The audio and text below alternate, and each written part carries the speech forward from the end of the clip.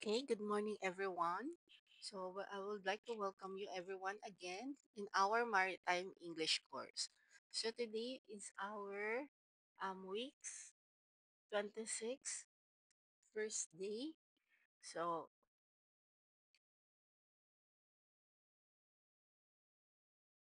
it's still about our discussion regarding the expanding the vocabulary regarding the engine room operation. But this time, we're going to discuss about the safety and emergency in the vessels. This presentation, this involved adhering to strict regulations, implementing the safety management systems, and ensuring crew are well trained and equipped to handle some various emergencies at sea.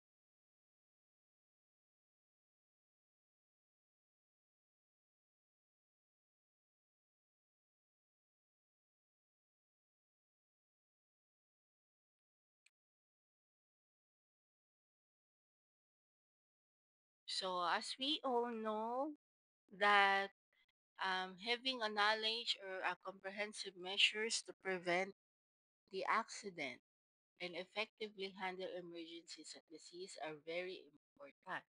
So, so it must also take note that the seafarers are required to undergo some various training or programs, including the basic safety trainings.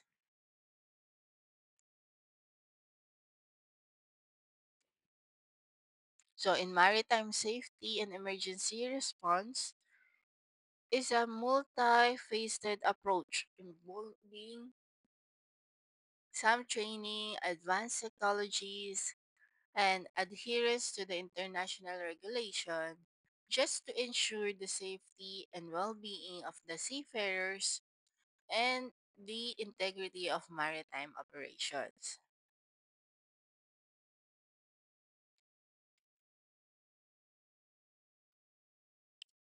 So, as I said earlier, we have here some safety management system. So, in this, the maritime operations, they ensure a structured approach to managing the safety risk and preventing accidents.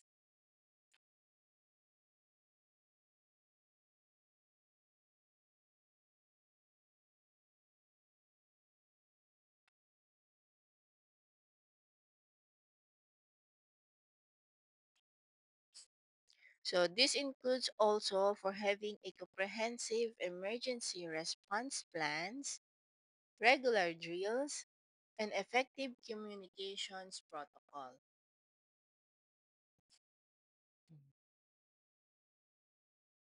Ships are required also to carry some appropriate life-saving equipment such as lifeboats, life rafts, and personal protective gear.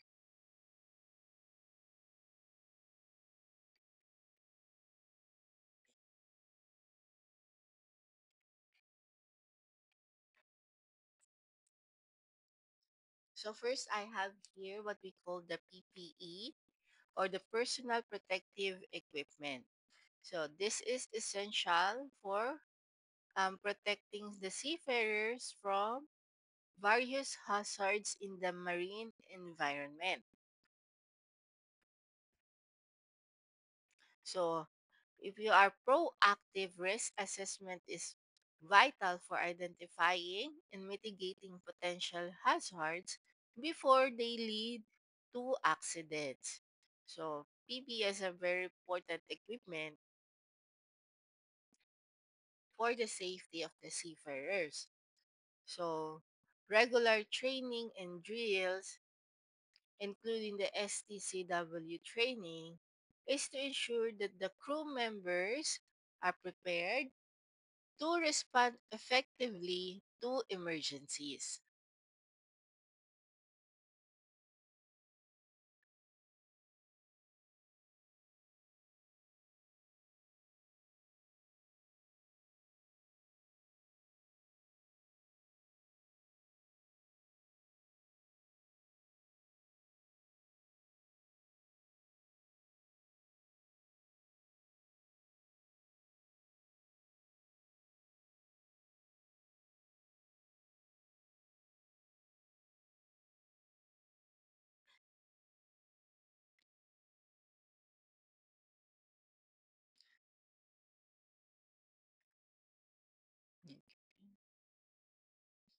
So, communication and cooperation. So, to able to have an effective communications and cooperations among crew members are very essential for seamless coordination during the emergencies. So, technology also play a big role regarding the safety, such as the satellite communication and maritime surveillance system plays a vital role in enhancing the safety and security at the sea.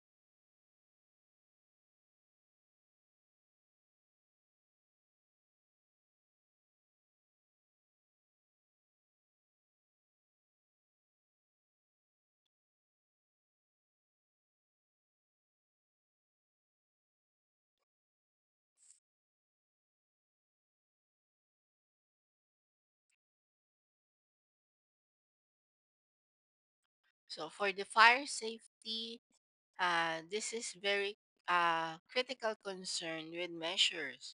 So it means you need to have a extra.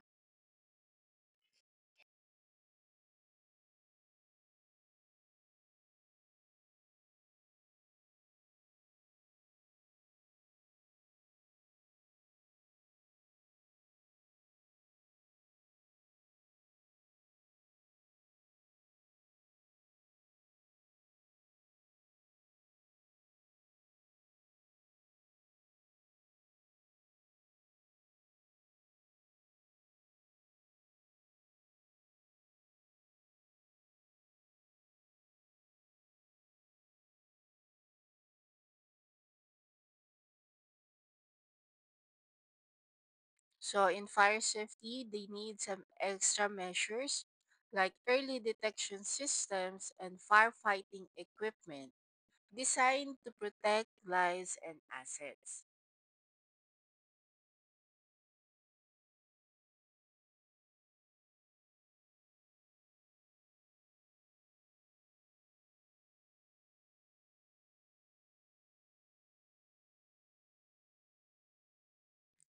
In environmental protection, so the maritime safety also encompasses the protecting the marine environment from pollution and other harmful impacts.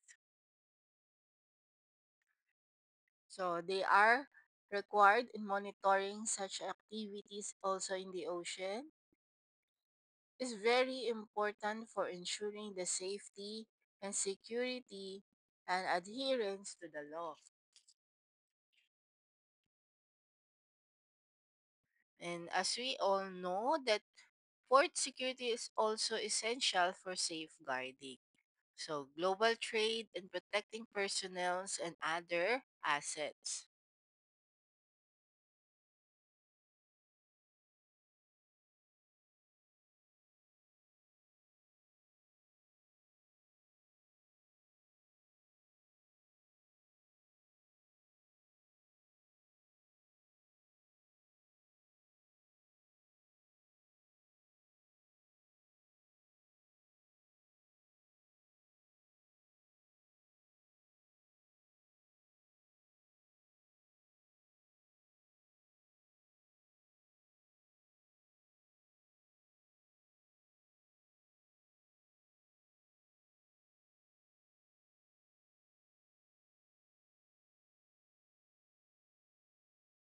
So we have here first what we call the master station. So this one, it is designed, uh, this is the designated area on a ship where crew and passengers gather during the emergencies.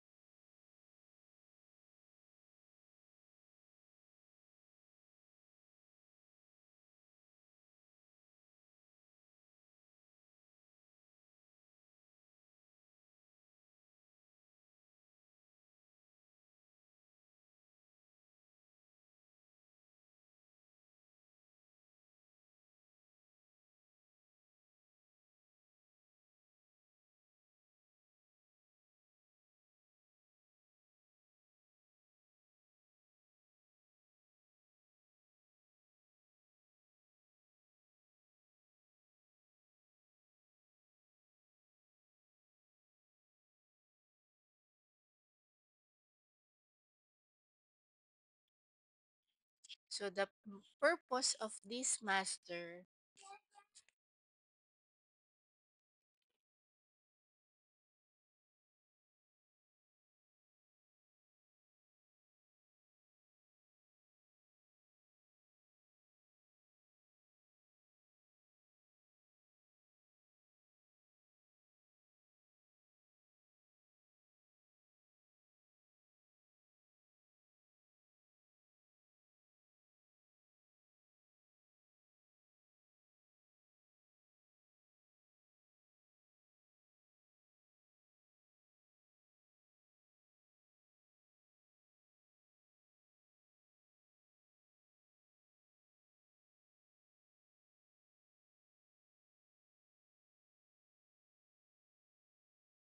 so the purpose of this master station during the emergency is for the safety of everyone on board. So they provide a structure way to assemble, distribute the life jackets, and prepare for evacuations.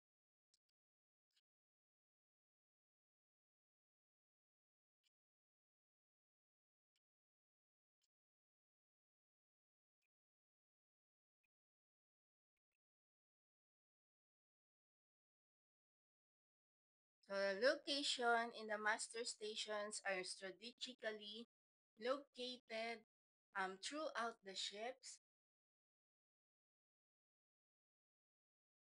often near the lifeboat embarkation points or in the large public areas like the theaters.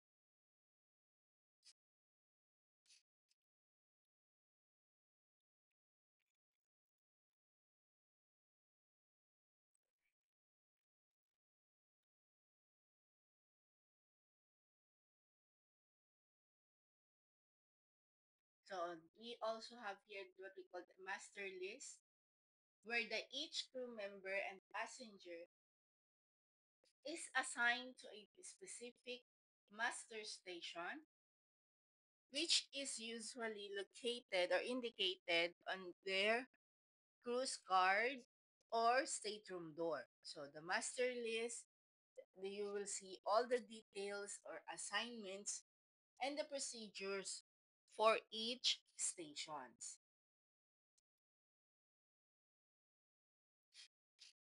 So next that we have here, of course, is what we call the fire extinguisher. So this is the portable extinguishers, including those using water, foam, carbon dioxide, and dry powder.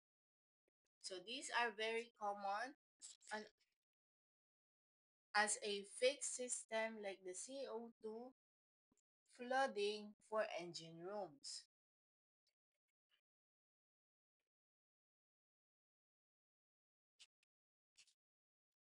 So we have here what we call a different types of a fire extinguisher.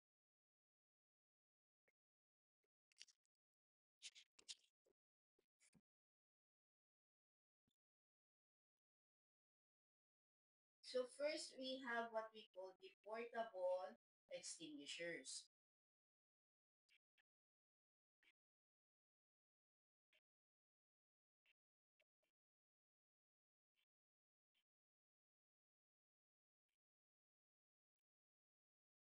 So these are handheld and used for immediate response to fires. So they come in a various types. So we have here what we call the water extinguishers. So this is very effective for a class A fire like wood, paper, and a chair. So there are some light materials. Next is what we call the foam extinguishers. So this one is suitable for class A and B. So some flammable liquids. We also have here the carbon dioxide or the CO2 extinguishers, which is effective for the class B and E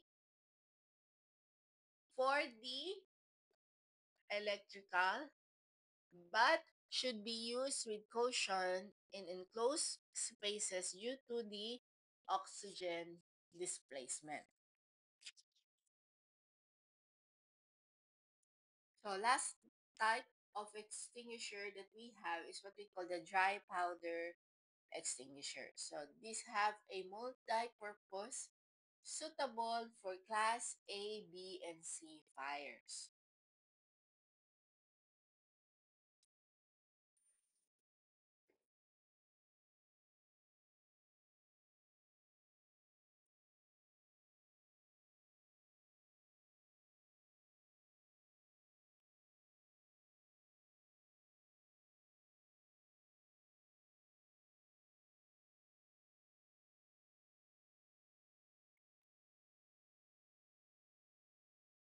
So fire classes. So we have here some important consideration that understanding the different fire classes is very important for selecting an appropriate extinguisher. So you cannot use uh anything extinguisher. So it really depends on the type of the fire. So as I said, especially the CO2 extinguisher, it's very crucial because of the oxygen displacement. And of course, regular inspection and maintenance of the fire extinguisher is also very important to ensure they are working in order or it's working properly. So the crew members should also be trained on the proper use of the fire extinguishers and other firefighting equipment. So it's very important that someone have a knowledge on using this type of equipment.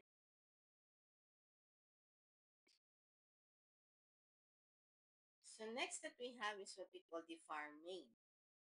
So the fire main, this is the system of pipes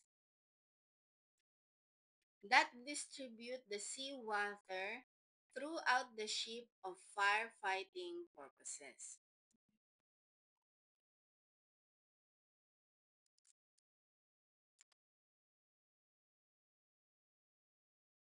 So this is the uh, very important part of the onboard firefighting system.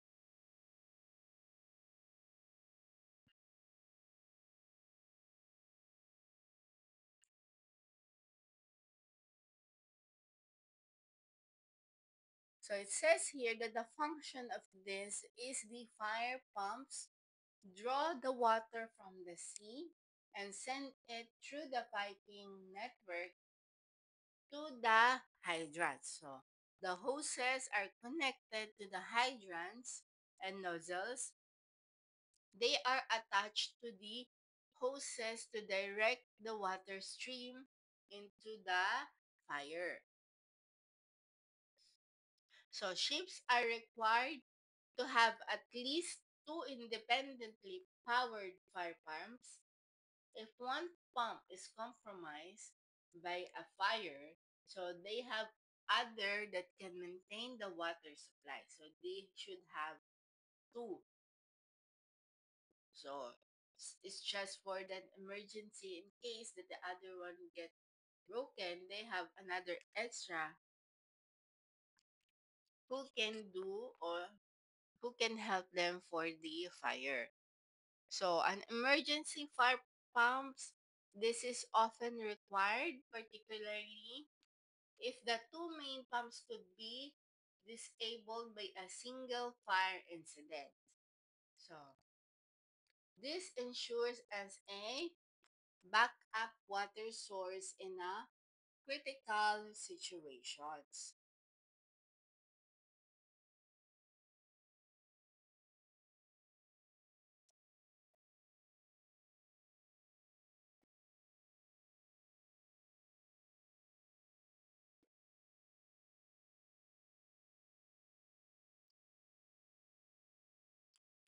So the hydrants, they are strategically placed to ensure any area on the ship that can be reached by a fire hose.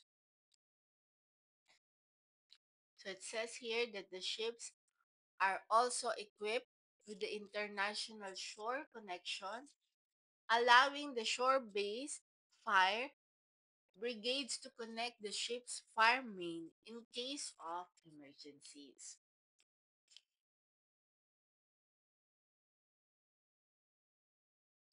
So the fire main is very important or very vital for controlling the fires and preventing them from escalating into major incidents that could threaten the ships and its crew.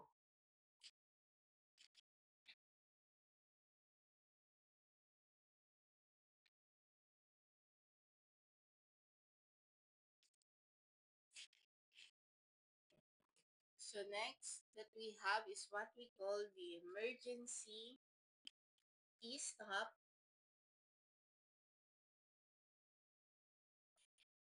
or the emergency stop.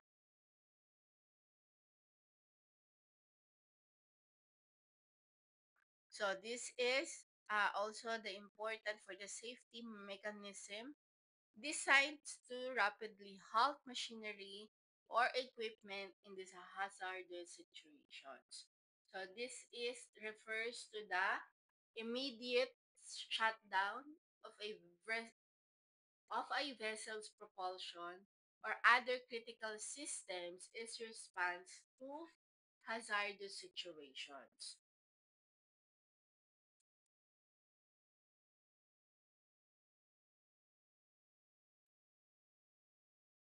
So it's just that this can also involve by stopping the main engine, securing the propellers, and potentially activating the emergency system like the fire suppression system or the lifeboat release mechanism.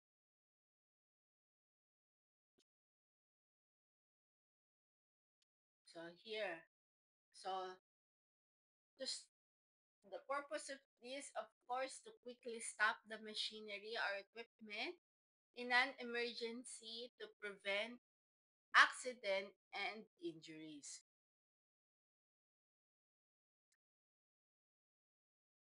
So typically activated by a push or by pushing a large red button, often with a twist to release or key release mechanism for reset. So usually or strategically displaced for an easy access, often near the machinery or control station. So that's where you can find some emergency stop or this button.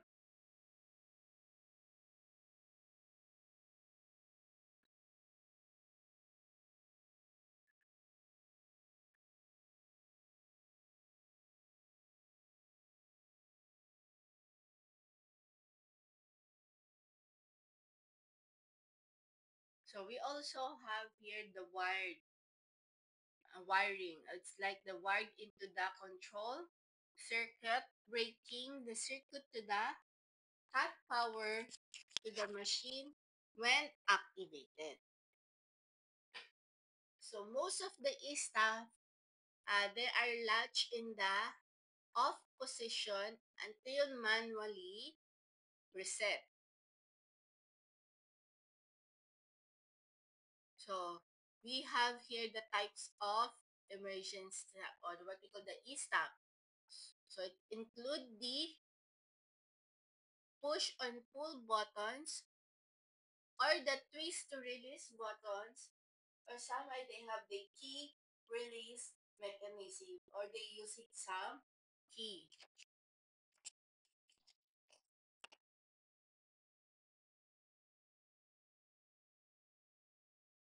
So it's very important that the e-stop system should be regularly tested to ensure the proper functionalities, because we don't want that during the emergency, that's the time that we just know if the emergency system is working or not.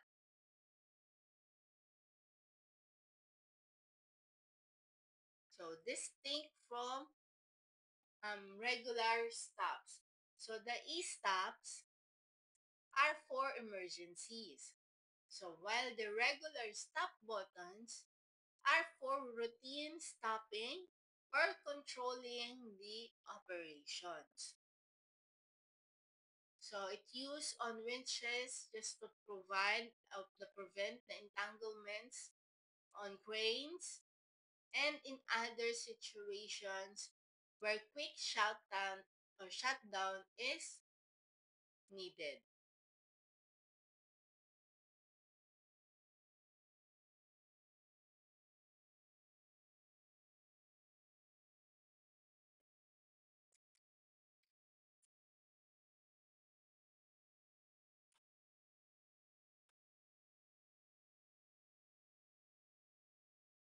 So next is what we have is what we call the lock out, tag out.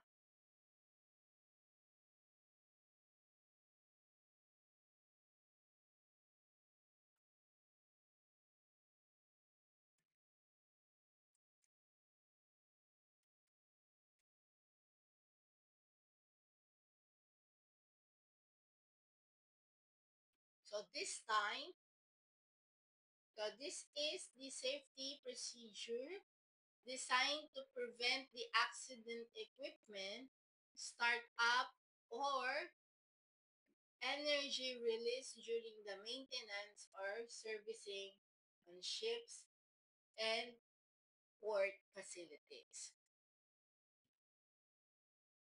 So it refers to a safety procedure used to ensure that the dangerous equipment is properly shut down and secure during the maintenance or repair work, just to prevent the accident or release of the hazardous energy.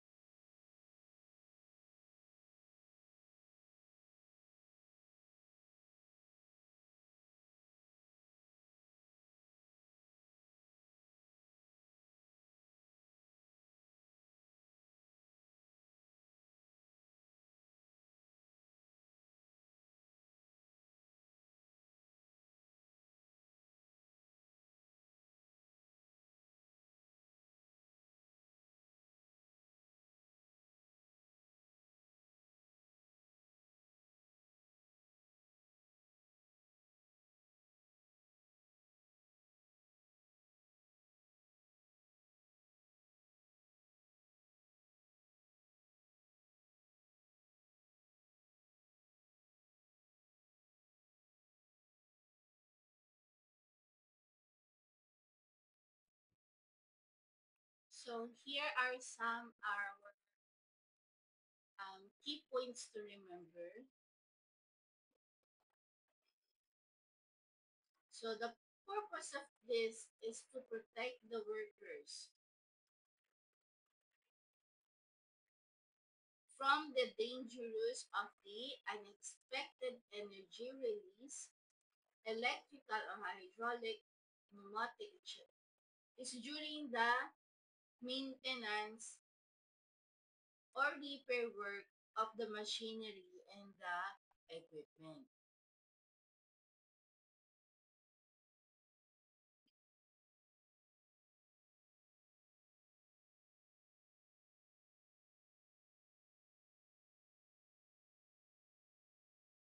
So the lockout and tag out, it is involved in the isolating the energy resources,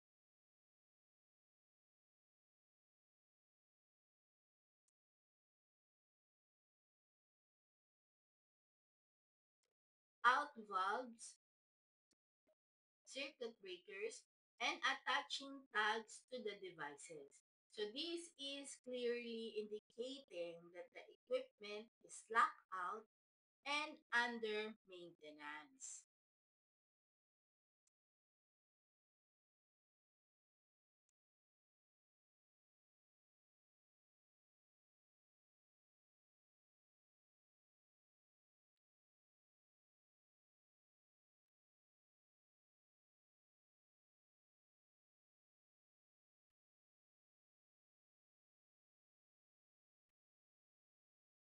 So the lotto is applied when the equipment is in service,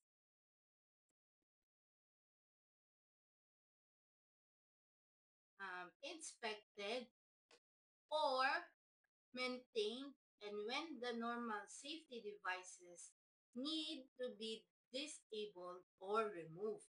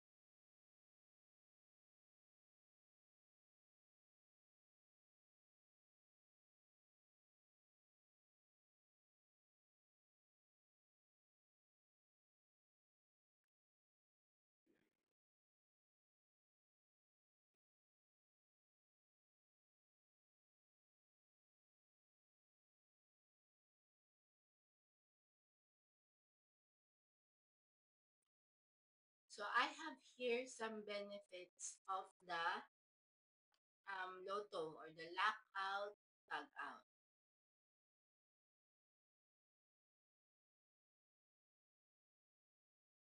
So first, of course, it helps the accidents, injuries, and facilities caused by unexpected equipment, start up, or energy release. So this one is to protect the workers from the hazardous energy and ensures the efficient logistic operations.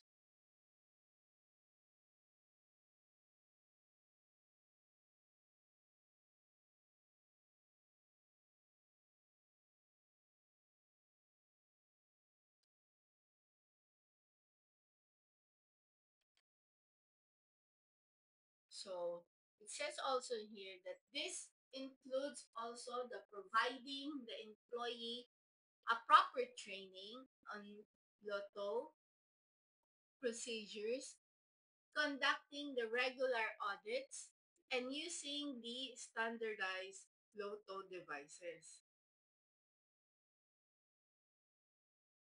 So in maritime specifically, the lotto in the maritime industry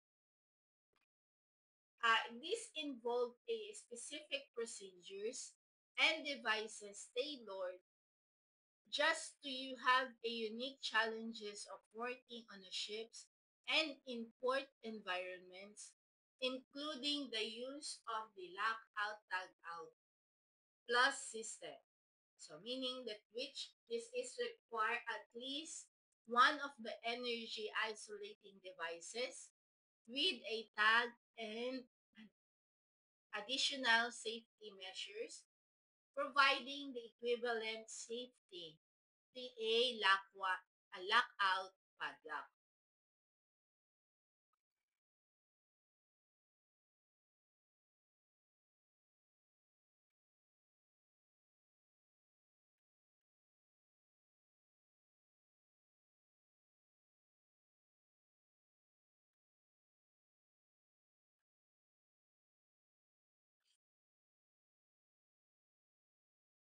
So next is what we have is what we call the confined space.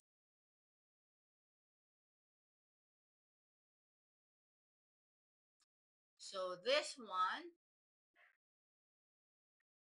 is the enclosed or partially enclosed areas not designed for continuous occupancy. So this is with a restricted access and potentially hazard conditions. So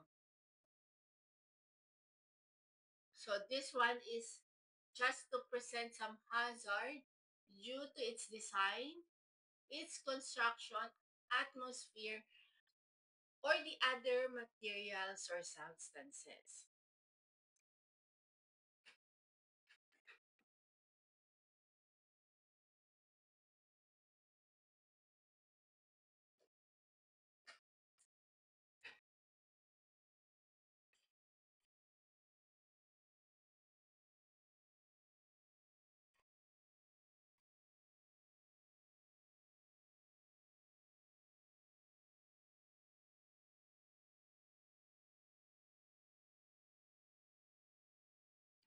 So here, of course, since it's about the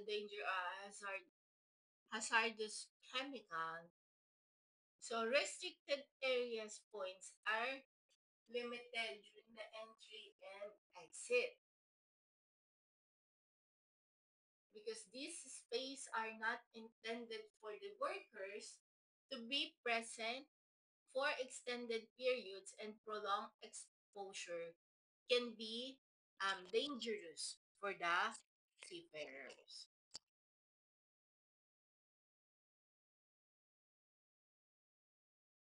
So we have some common example of this confined space in the ship. So we can see there in the tanks, it's about the fuel or the ballast in the cargo. We also have the boilers and pressure vessel, the cargo holds, void spaces, and cofferdams. So for the safety considerations, these are often required for entry, ensuring a proper procedures and safety measures are followed. So prior to the entry, the atmosphere must be tested for oxygen levels, flammable gases, and other toxic substances. So it's just that this confined space can be accumulated some dangerous gases, so they can have an oxygen deficient as atmospheres due to oxidations process or lack adequate ventilations, posing risk to workers.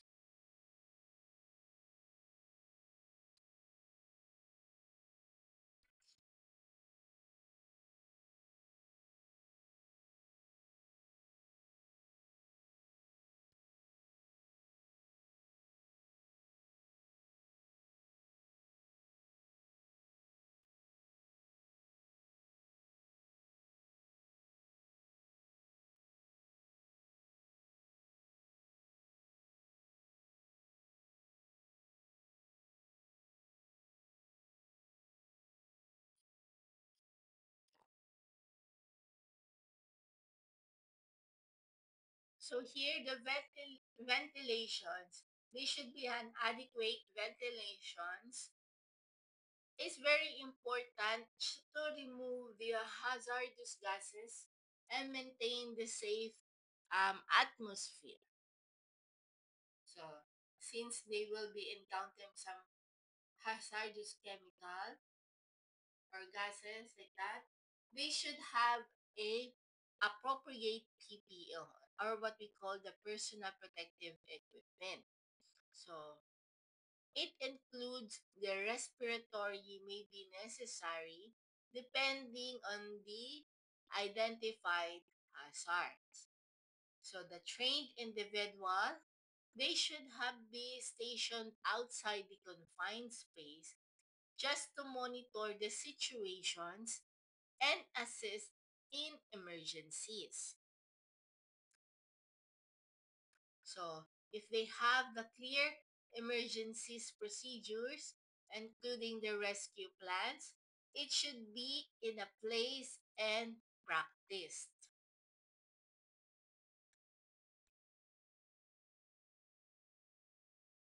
So, the seafarers working on the confined space should receive a proper training on confined space entry procedures, hazard identifications, and of course the emergency response.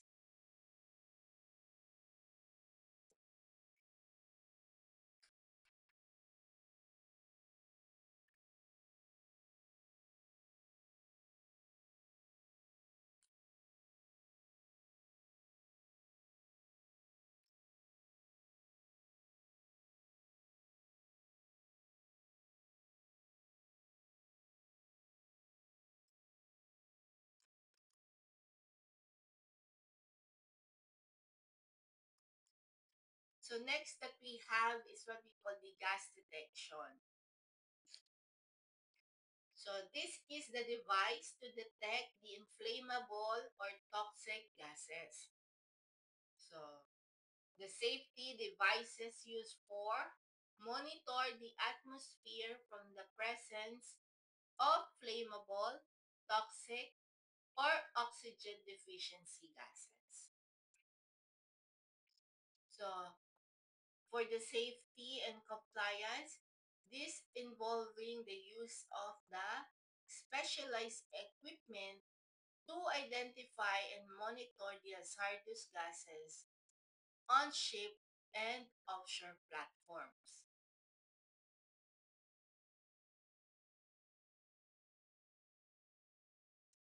So this system can detect leaks, measure the gas concentrations, and ensure the safety entry into an enclosed space. So for this, they going to we have to preventing the accident and costly fines.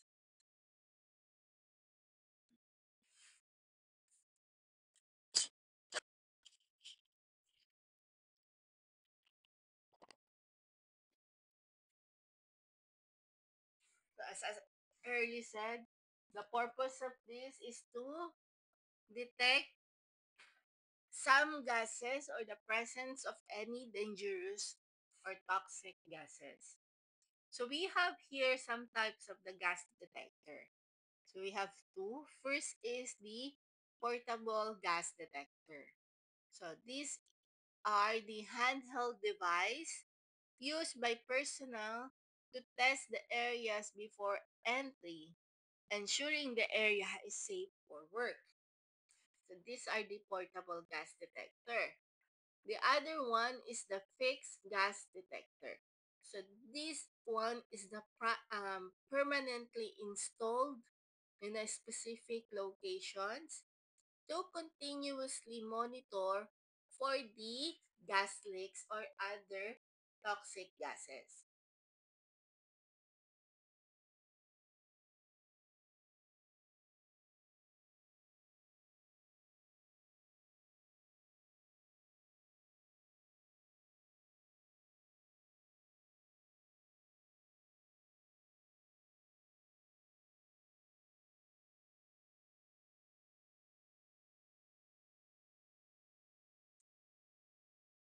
So, what are the gases that they monitored? Of course, first is the oxygen. So, to detect if there's an oxygen deficiency, which can be, we all know that can be fatal.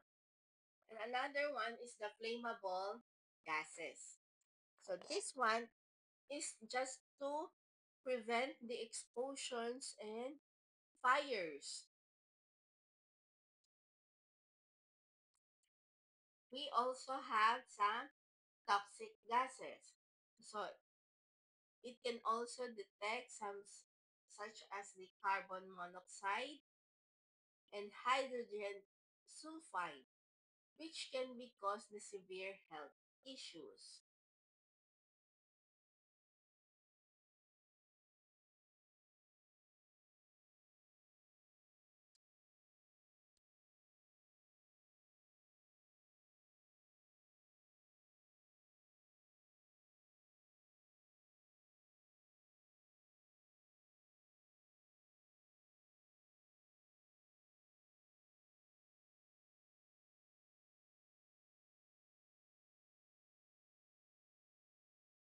So here,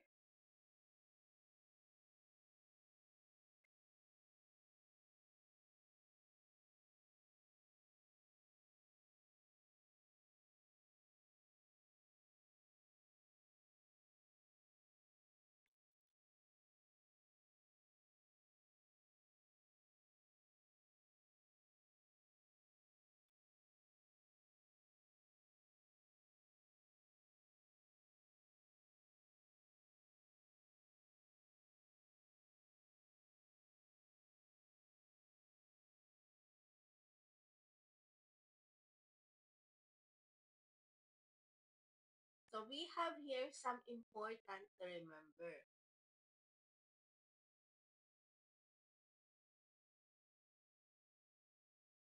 Of course, first is about the safety.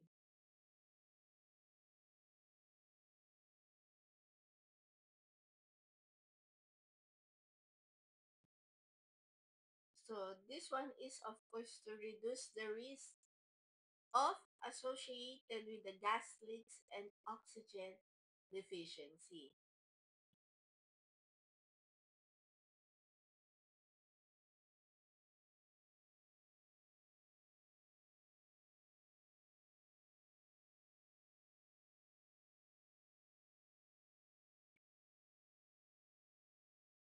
Next is the compliance.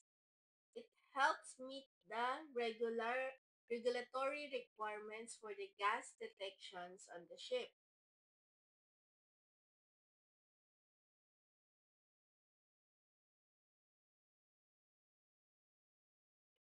And next is the cost savings.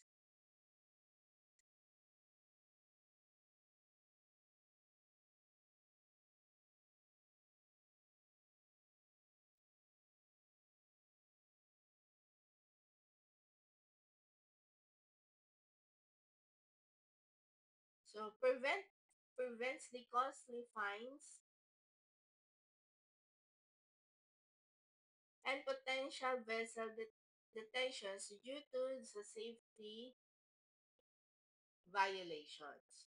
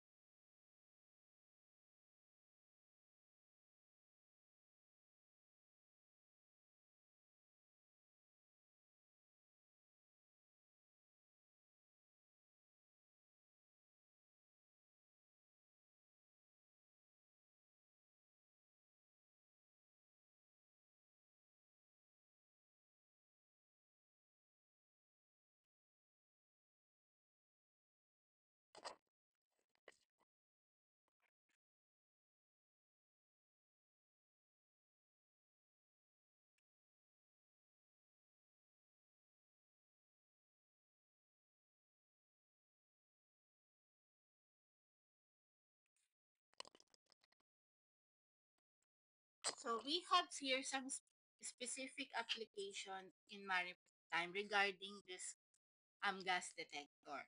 So as I earlier said, the confined space entry. So the gas detectors are essential for ensuring the safety of the personnel entering the enclosed space like cargo, hold tanks, and engine rooms.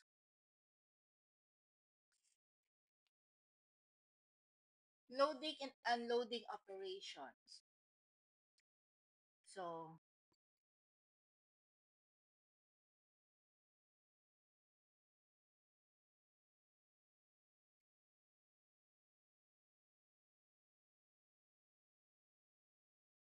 so monitoring the gases like the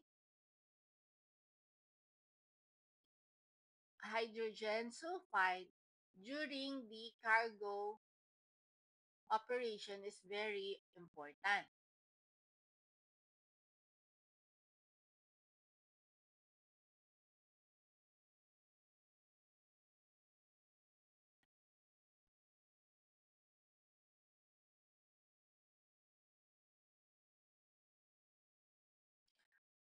In machinery spaces, they also have continuous monitoring of machinery space for the leaks of the flammable or toxic gases is necessary.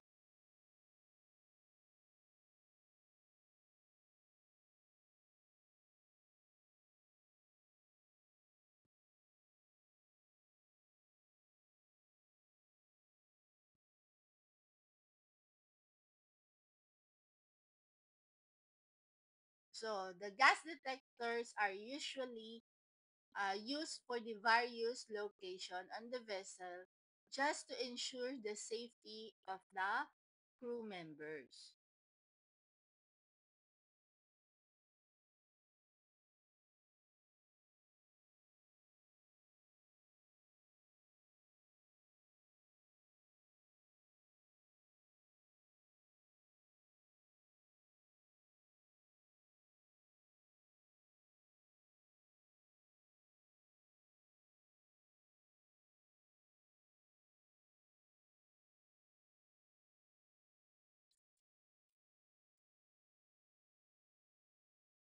So next that we have here is what we call the spill kit or the SOPEP.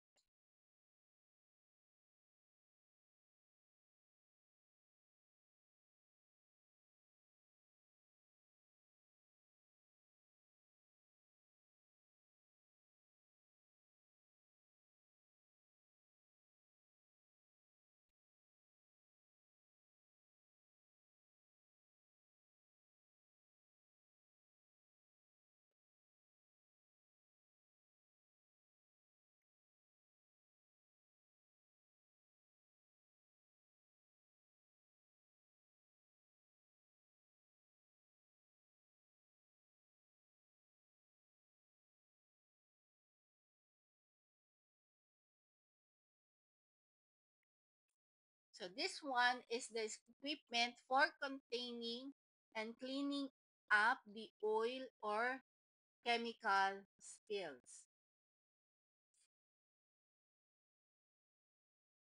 So we have to remember that the primary function of the SOPEP spill kit is to contain and clean up oil spills on board ships. So this one is preventing the discharge of pollutants into the marine environment.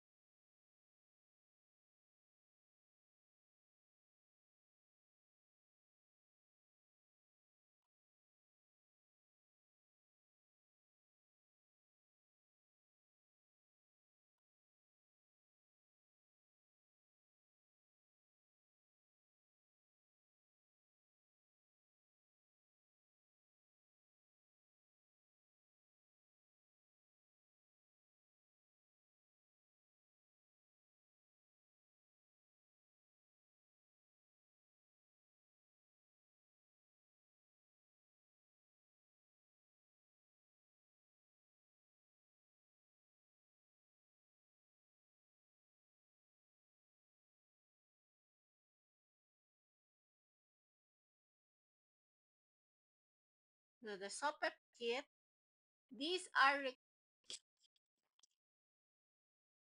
required by international regulations such as the MARPOL Annex 1 and enforced locally by agencies like the Philippine Coast Guard.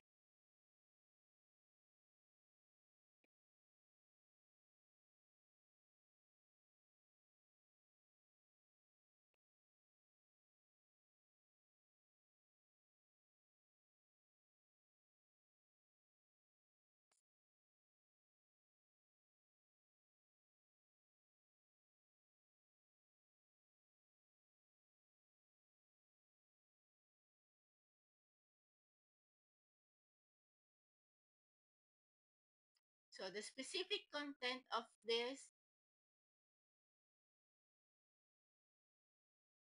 the subkit kit is to carry can carry but generally include.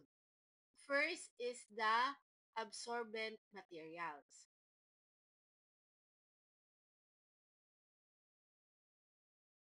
So this includes the pads, socks, booms designs, just to absorb the hydrocarbons or the oil, but not the water. Another one is the personal protective equipment or the PPE. Of course, it includes the gloves, the goggles, disposal bags for personal handling, and also the containment equipment.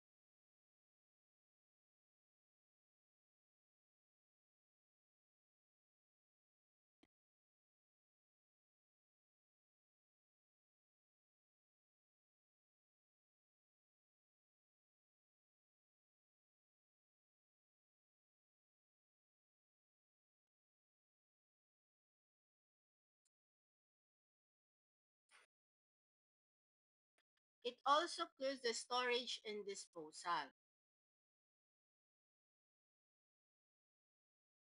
So this one includes the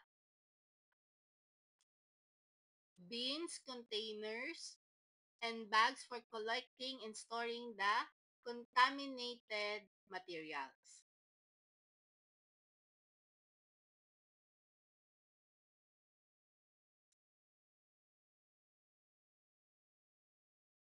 Another one is the documentation.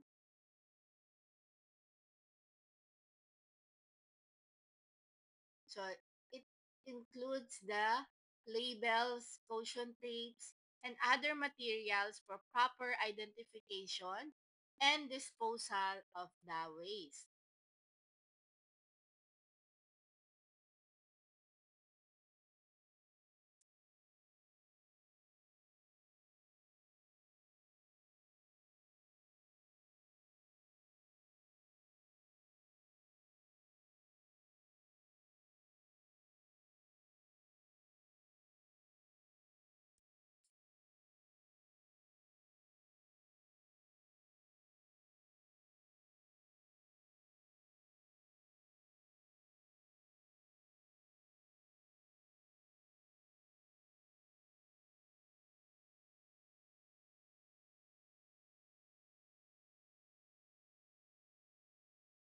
So here what we have is what we call the PPE or the personal protective equipment. So this one it's about the safety gear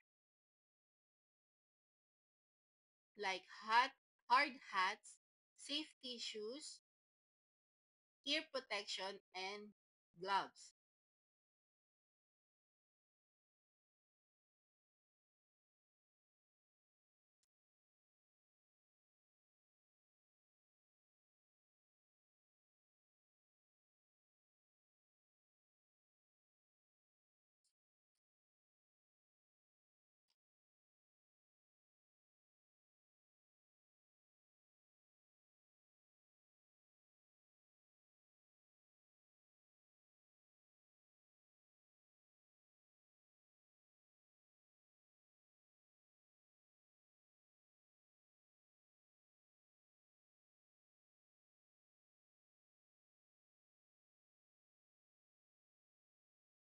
So as you can see here, we have some equipment that we use in our PPE.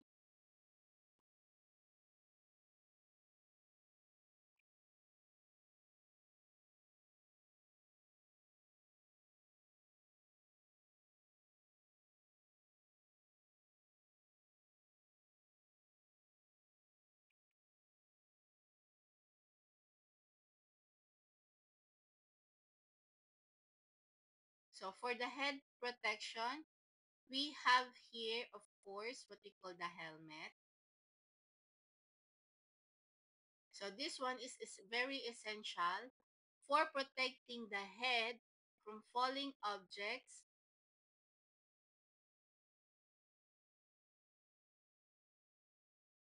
impacts, and potential head injuries on deck or in the confined space.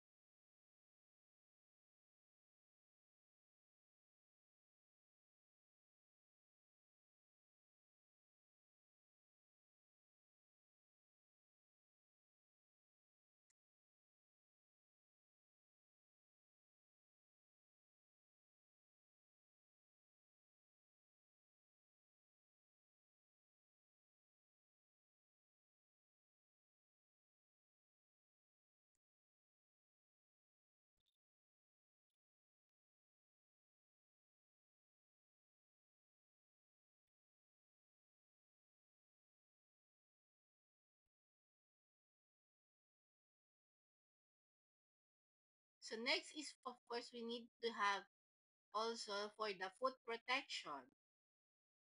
So we have here the safety shoes.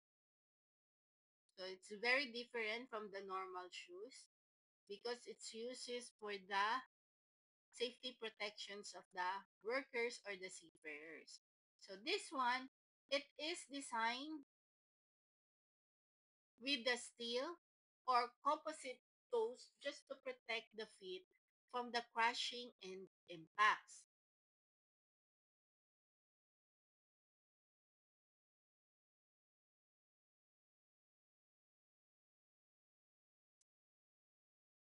So this one is oftenly slip resistance, sold for navigating the slippery surfaces.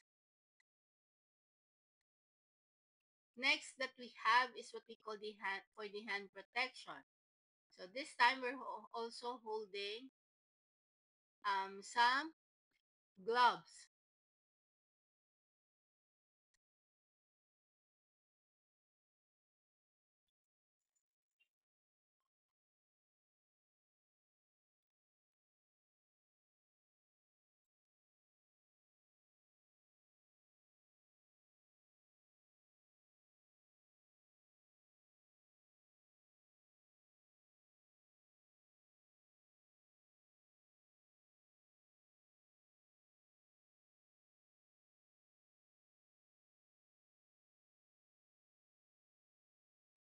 So the gloves, these have a various types of gloves.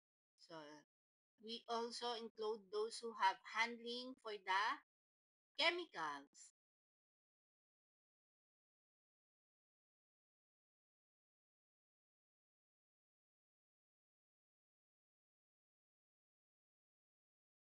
welding, or providing the general protection from the cuts, abrasions, and temperature extremes.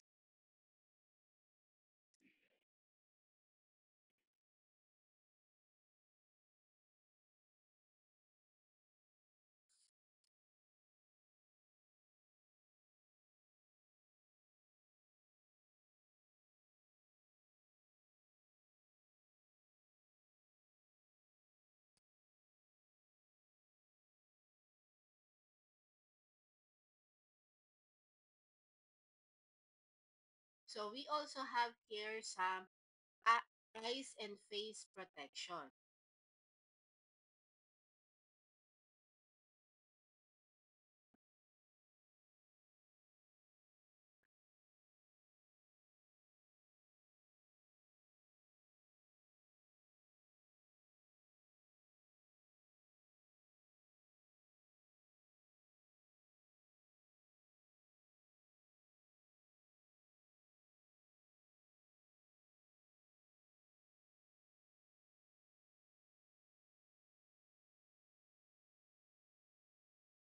So this time we're going to use some goggles so to protect our eyes.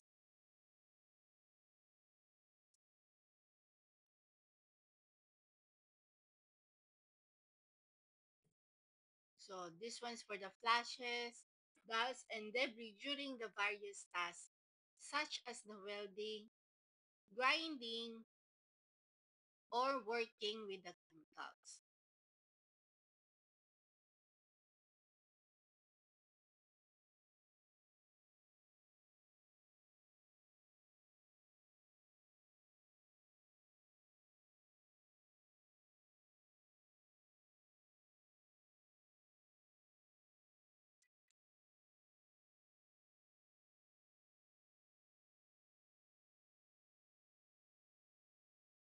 We also have some welding shields. This one is to protect eyes and face for the intense light, heat, and sparks during the welding operations.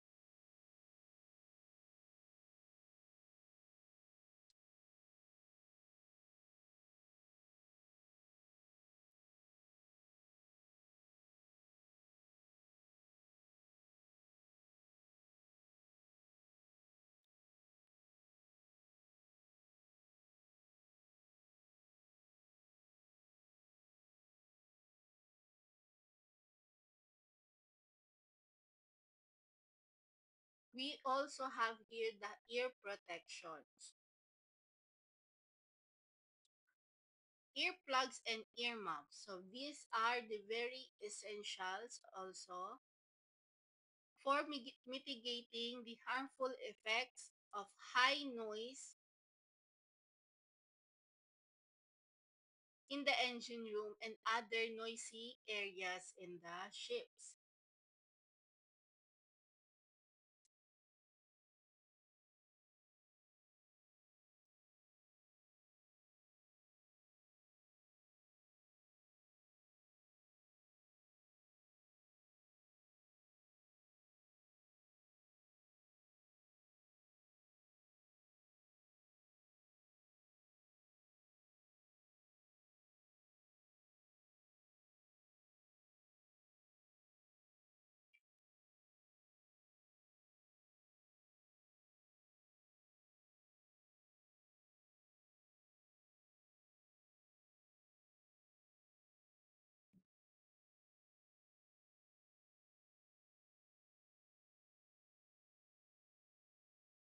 So the face mask is used for our protecting our respiratory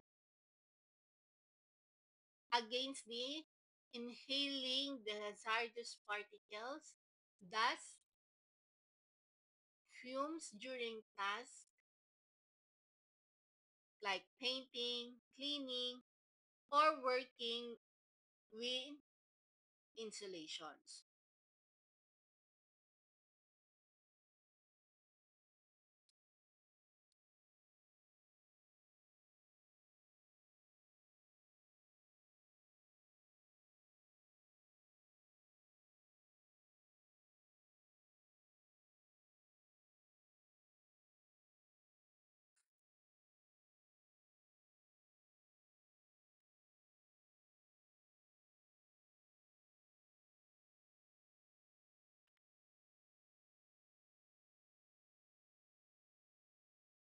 So the protective clothing, we also have it.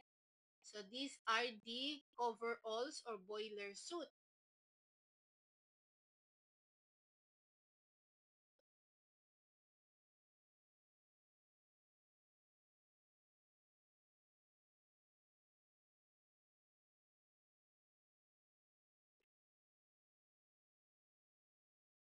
So this one is to protect or provide a full body coverage and protection from spills, splashes, and potential contamination from hazardous materials.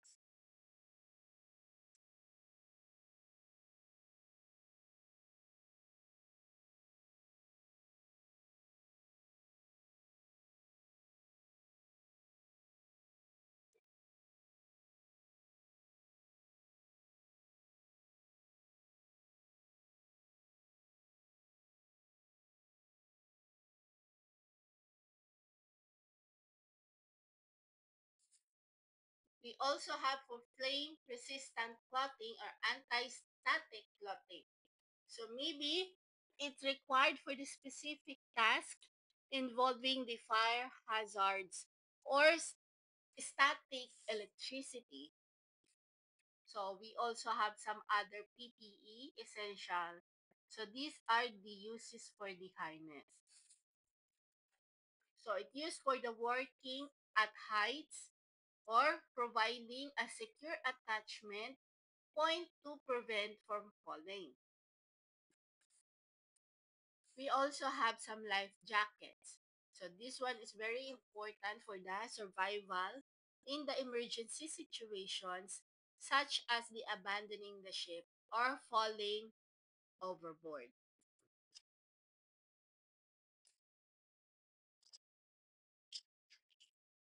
So PPE, this one is to minimize the severity of injuries from accident and exposure to hazards.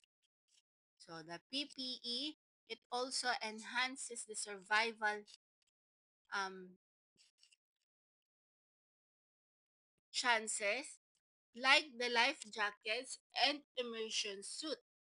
So these are very important for the survival emergencies. So they are promoting the safe work practices when they use the properly PPE because an integral part of the safe work environment.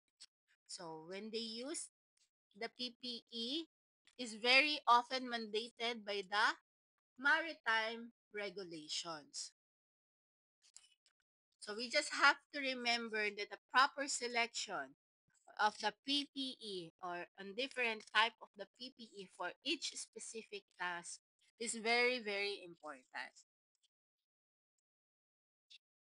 And the regular inspection of the PPE should be also inspected just to make sure or just to ensure that it is in a good working conditions. And lastly, the proper training for the seafarer should be trained on how to properly use and maintain the PPE.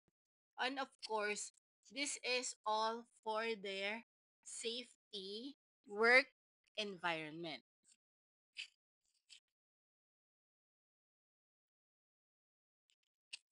Okay, so that will be all for today. So it's about all the safety during the um, engine room, or we have some take notes, some vocabulary from the maritime.